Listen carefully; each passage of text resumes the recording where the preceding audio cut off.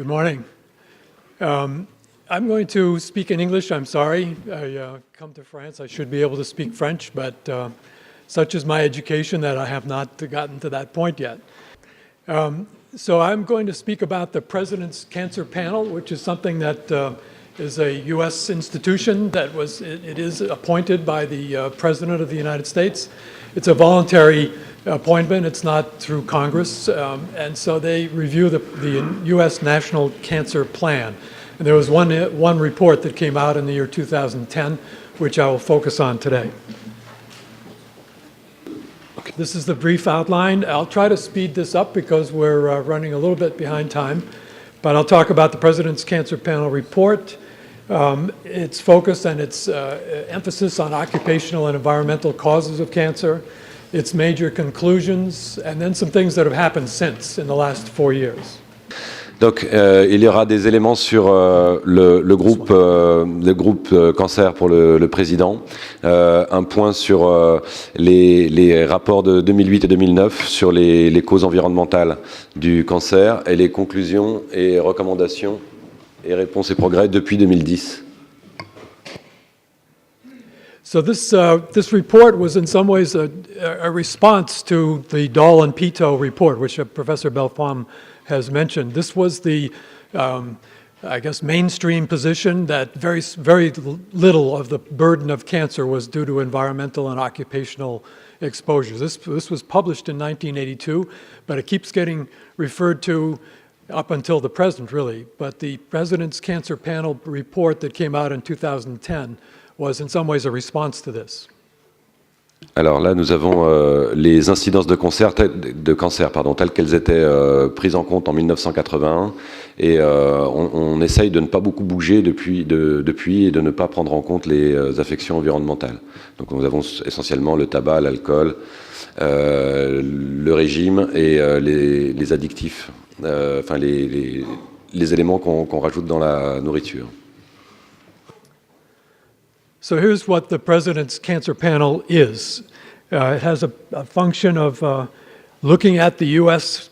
cancer program and making recommendations for where it could be improved. It's a 3-member panel. At the time that this report was produced, there were only 2 members. It's supposed to have 2 scientists, 1 medical, 1 basic scientist, and then 1 cancer survivor. So the medical scientist, who was the chair of the President's Cancer Panel, and this was appointed by President George Bush, believe it or not.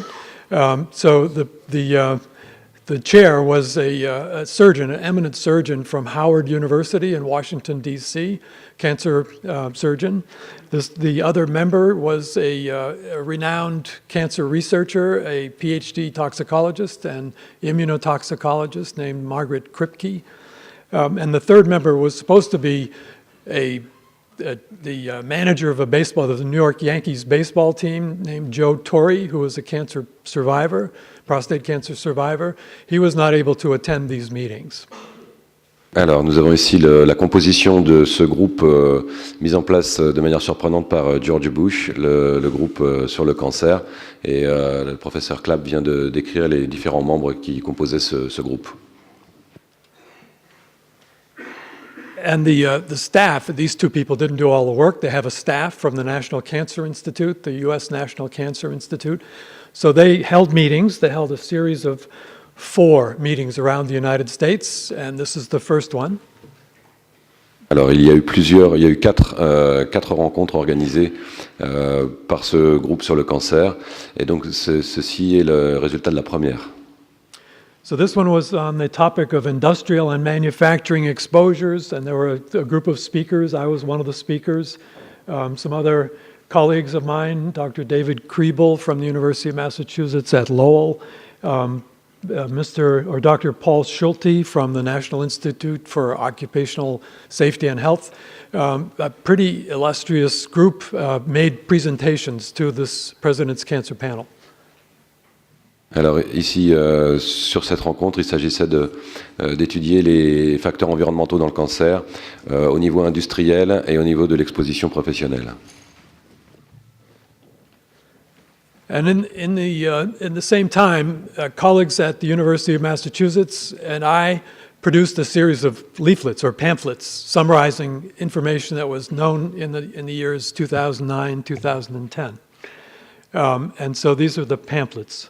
All of these are available on the web. You can actually search for the President's Cancer Panel report and these pamphlets on the World Wide Web. Voilà, dans le même temps, le professeur Clapp, avec ses collègues, mettait en place une campagne d'information via ces supports que nous voyons ici pour alerter l'opinion sur les différentes causes de cancer. This is some of the language that came from the report. It's really a remarkable statement that the true burden of environmentally induced cancers has been grossly underestimated.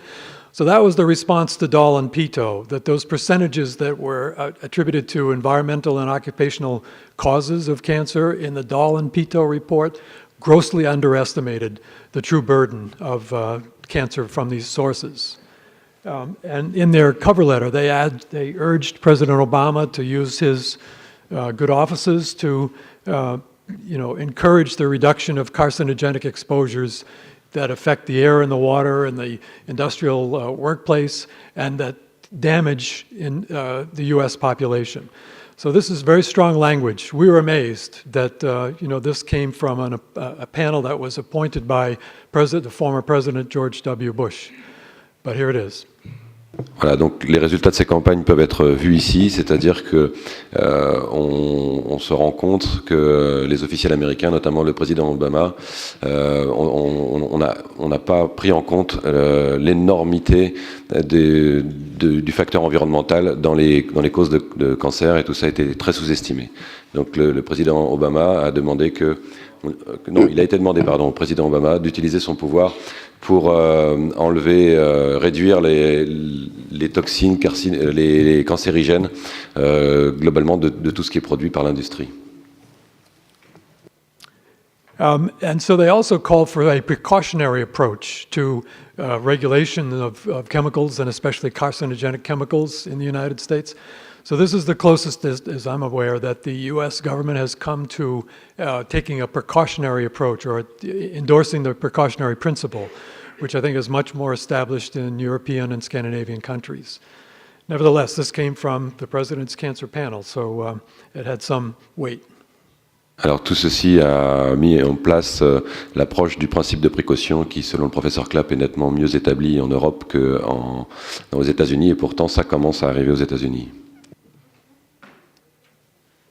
And here's one response. This is a manufacturer of yogurt that put this on their label, on the cover of their yogurt containers. I'm not sure you can read it, but it says the President's Cancer Panel recommends reducing cancer by choosing foods that are, I can't read the rest, without pollution. So it's basically saying, we'd like to sell you our yogurt, which is organic and which is not made with pesticides, and they cite the President's Cancer Panel as supporting that, which it did, actually. There was not specifically to yogurt and not specifically to this manufacturer, but there was a recommendation that chemicals, including pesticides that are in the food chain, should be eliminated. Donc on a ici un exemple avec ce personnage qui dit « Je veux que vous mangiez bio, la nourriture doit être sans pesticides » et ce message est supporté par le président des États-Unis. There were responses to this as the report came out immediately. The American Cancer Society, which is very middle-of-the-road, mainstream, some would say conservative, said this report is a distraction, that we shouldn't be doing this. We shouldn't be putting so much attention on environmental and occupational causes because it will distract people from what they can really do, which is don't smoke cigarettes, watch their weight, and that kind of thing. So it was let's pull this back kind of reaction from the American Cancer Society.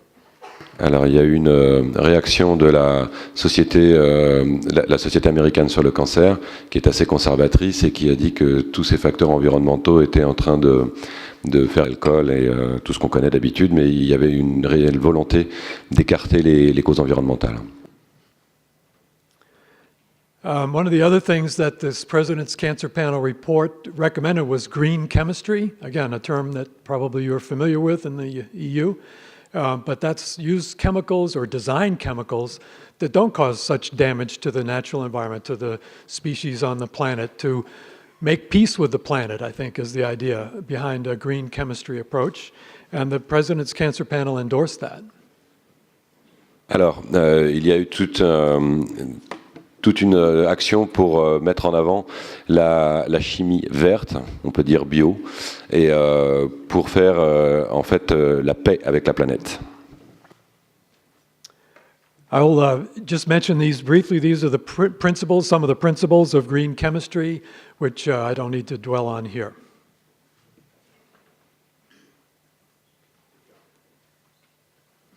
And one other response that I wanted to tell you about is in Massachusetts, my home state, where we have managed to, there is a state comprehensive cancer control plan that we have managed to put language about environmental causes for the first time into the state plan as a result of the President's Cancer Panel report. So the effect is still unfolding of this report, but there has been a shift, at least at the state level.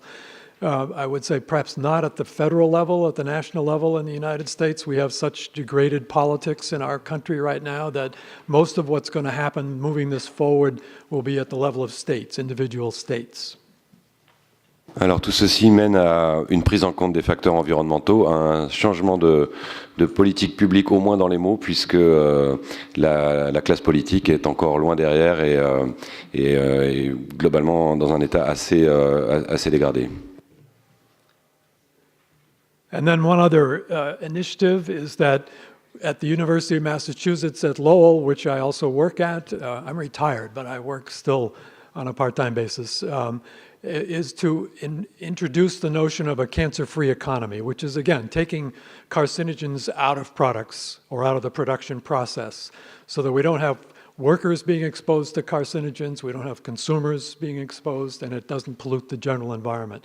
So that's an ongoing initiative. We're actually working with non-governmental organizations to develop model projects, including wet cleaning as an alternative to chemicals and use of dry cleaning, and that's our work going forward. I'm happy to be here at this Congress and to hear more about legal approaches to this and taking this further in the international arena. Thank you very much. Donc le but est de promouvoir une société non cancérigène.